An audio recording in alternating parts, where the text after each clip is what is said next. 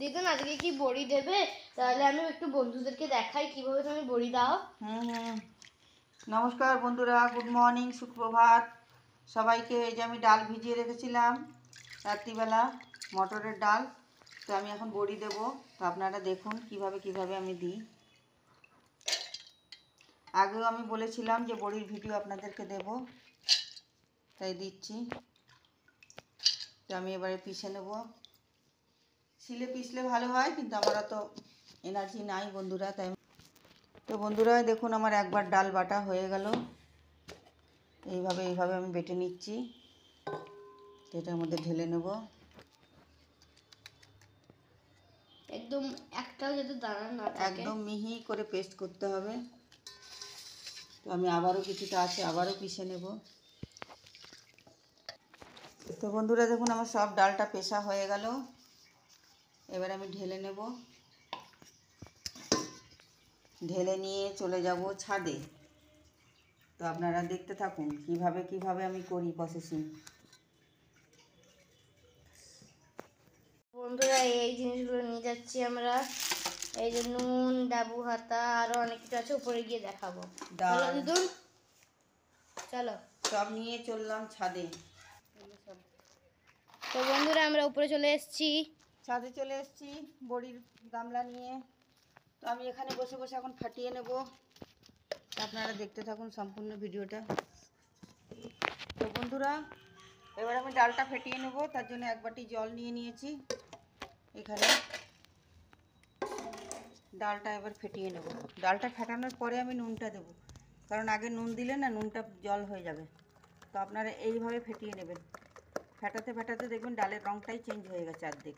ওইটা শিখিয়ে দাও, ওই যে জলের উপরে বড়ি দিয়ে। ফেটিয়ে নিয়ে আগে, তো ওদেরকে আগে শিখালে ওরা বুঝতে পারবে। জলটা নিয়েছি তো ওর জন্য দেখে নেবে। ডালটা কিন্তু আপনারা এই একভাবেই ফাটাবেন, এরকম উল্টোভাবে ফাটাবেন না, তাহলে ফেটবে না, ডালটা আবার বসে যাবে। তো এইভাবে একভাবেই ফেটাতে থাকবেন।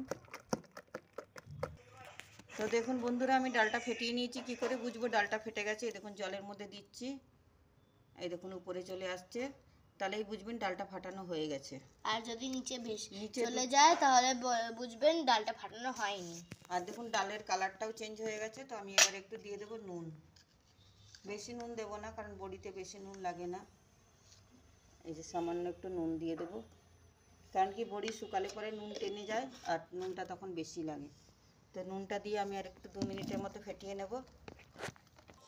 তো দেখুন ডালটা পুরো মতো ফেটে গেছে, নুন দিয়ে ফেটিয়ে নিয়েছি। এই দেখুন জলের মধ্যে দিচ্ছি তো ভেসে যাচ্ছে, এই যে ভেসে গেছে। তো আমি আরেকবার করে দেখিয়ে দাও, দেখানো। দেখালাম তো, আরেকবার দেখিয়ে দাও। পুরো ভেসে যাচ্ছে, ওই দেখুন। এই দেখুন পুরো ভেসে গেছে জলটা। এটা যদি পুরো নিচে চলে যেত মানে ভালো ফাটানো হয়নি। তো আমি এখানে একটা চোঙা নিয়ে নিয়েছি। এই যে এরকম নজল বাজারে কিনতে পাওয়া যায়। আর এরা ছাড়লে আপনারা তেলের প্যাকেট কেটেও করে নিতে পারেন, তাতেও কোনো অসুবিধা নেই। ওটা দিবি না এখানে। হাতটা ধুয়ে নিচ্ছি। হাতটা ধুয়ে এবার আমি হাতা দিয়ে ভরে নেব এটাতে। দেখুন ডালটা কতটা হালকা হয়ে গেছে, গামলাটাও অনেকটা ভর্তি হয়ে গেছে আমার। দেখুন এইভাবে আমি পুরো ডালের বড়িটা দিয়ে নেব। শিলে বাটলে এটা একটু পাতলা হয় না, এত পাতলা হয় না। মিক্সিতে বাটলে একটু পাতলা হয়, কিন্তু আমার মিক্সিতে বেটে দিতে দিতে অভ্যেস হয়ে গেছে। চলো এবার আমরা নিয়ে গিয়ে ওইখানে কাপড় পেতেছি, কাপড়ের উপর বড়িগুলো দেব। এই দেখুন আমি একটা কাপড় পেতে নিয়েছি। তো দেখুন আমি চোঙার মধ্যে ভরে নিয়েছি, কাপড় একটা পেতে নিয়েছি। এটাতে আমি বহু বছর ধরে বড়ি দিচ্ছি, তার জন্য কাপড়টা এরকম হয়ে গেছে। তো দেখুন এইভাবে পুরো কাপড়টাতে ভরিয়ে দেবে। এইভাবে আমি দিয়ে নেব। হাত দিয়ে দিলে বন্ধুর অনেকটা দেরি হয়, তাই আমি চোঙাটা কিনে এনেছি। তা আমি এই চোঙাটা দিয়েই বড়ি দিই। আরও বিভিন্ন রকমের চোঙা আছে আমার কাছে, কিন্তু আমি বেশিরভাগ এইটা দিয়েই দিই। এটা দিয়ে শেপটা ভালো আসে। এইভাবে আমি সম্পূর্ণ বড়িটা দিয়ে নেব, আপনারা দেখতে থাকুন। তো দেখুন দিতে দিতে একটুখানি সময় ডাল বসে যায়, কিন্তু আরেকবার করে ফেটিয়ে নেবেন মাঝে মাঝে।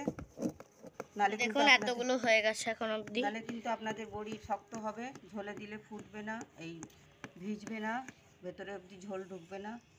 তো এরকম করে যদি 2বার 3বার করে দিতে দিতে ফেটিয়ে নেন, তাহলে গিয়ে কিন্তু আপনাদের বড়িগুলো খুব হালকা হবে আর ঝোলে দেওয়া মাত্রই ঝোল ঢুকে যাবে, যে কোনো তরকারিতে দেওয়া মাত্র।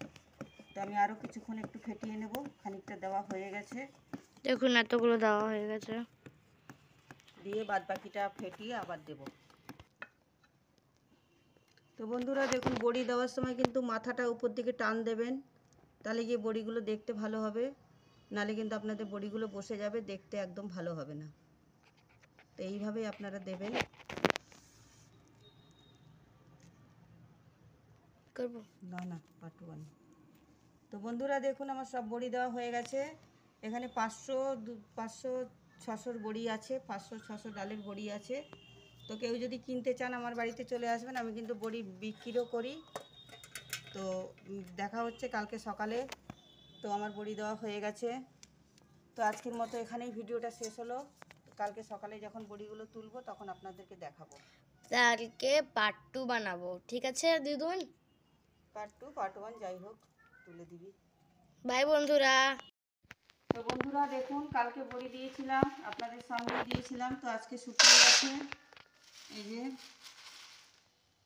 রাত্রিবেলা আমি একটু একটু ভেজা ছিল বলে ফ্যানের তলায় রেখে দিই, তাতে বড়িতে গন্ধ হয় না। আপনারাও তাই করবেন, যদি বড়ি দেন তো রাত্রিবেলা ফ্যানের তলায় রেখে দেবেন, তাতে গন্ধ হবে না। আমি এখন বড়িগুলো তুলে নিচ্ছি, শুকিয়ে গেছে আমার। তাও আমি থালায় করে একটু রোদে দিয়ে রাখবো হালকা, তারপরে ডিব্বায় ভরে রেখে দেবো।